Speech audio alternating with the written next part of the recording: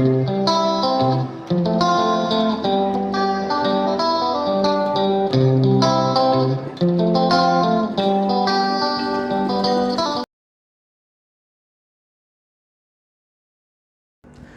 दोस्तों, मेरा नाम है शैलेंद्र दुबे और प्लान माय स्टेट के इस वीडियो में आपका स्वागत है।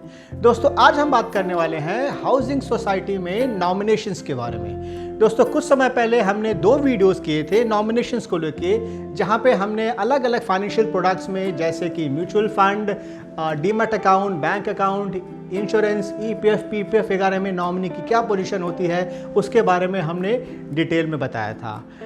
उस वीडियो का लिंक हम डिस्क्रिप्शन बॉक्स में भी देंगे, आप हमारे प्लेलिस्ट में भी जाके वो वीडियो देख सकते हैं। दोस्तों, आज हम बात करेंगे कि हाउसिंग सोसाइटी में नॉमिनी की क्या पोजीशन होती है। तो दोस्तों, जैसे आप जानते होंगे कि जैसे ही आप किसी हाउसिंग सोसाइटी में फ्लैट खरीदते हैं, आप उस हाउसिंग सोसाइटी के मेंबर बन जाते हैं। लेकिन यहाँ समझने वाली बात यह है कि हाउसिंग सोसाइटी में मेंबरशिप और उस फ्लैट का ओनरशिप 2 अलग चीज़ें हैं।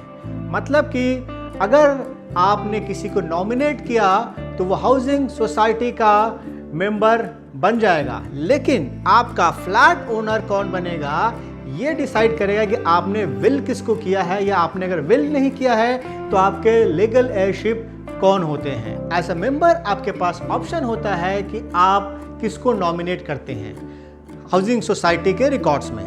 अब वो नॉमिनेशन वो आपका कोई लीगल एयर हो सकता है, या अगर मल्टीपल लीगल एयर है तो उनमें से भी कोई एक हो सकता है, या कोई थर्ड पर्सन भी हो सकता है।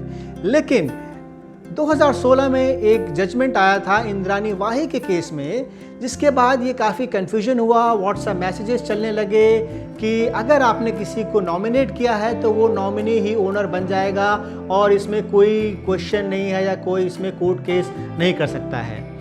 दोस्तों, इसमें कोई सच्चाई नहीं है। जो ये जजमेंट था सुप्रीम कोर्ट का, उसमें ये कहा गया था कि अगर किसी ने नॉमिनेशन किया है तो उस सोसाइटी के कमेटी मेंबर के पास कोई ऑप्शन नहीं होगा, बल्कि उस नॉमिनी को ही उस हाउसिंग सोसाइटी का नेक्स्ट मेंबर बनाया जाएगा। लेकिन साथ में इस जजमेंट में ये भी कहा है कि जो उनके फैमिली मेंबर्स हैं या जो उनके लीगल एयर्स हैं, वो एक प्रोसेस के थ्रू अपना क्लेम करेंगे उस फ्लैट के ओनरशिप में, और जब वो प्रोसेस पूरा हो जाएगा, यानी कि प्रोबेट या फिर लेटर ऑफ एडमिनिस्ट्रेशन, जब वो प्रोसेस पूरा हो जाएगा तो उसके बाद वो सोसाइटी में मेंबरशिप क्लेम कर सकते हैं। अब समझने वाली बात ये है कि क्यों कोर्ट का ऐसा जजमेंट आया जिसमें कहा गया कि नॉमिनी को ही मेंबर बनाया जाए। क्योंकि जो भी मेंबर होता है वो उस फ्लैट को रिप्रेजेंट करता है, वो ओनर होना ज़रूरी नहीं है। क्योंकि सोसाइटी के रोज़मर्रा के कामकाज जो होते हैं, मेंटेनेंस पे करना होता है, तो सोसाइटी को चाहिए कि कोई एक पर्सन है जो कि उस फ्लैट को रिप्रेजेंट करे। लेकिन अगर वो फ्लैट डिस्प्यूट में जाता है, अगर वहाँ कोर्ट केसेस चलते हैं, तो वो मैटर काफ़ी लंबा चल सकता है।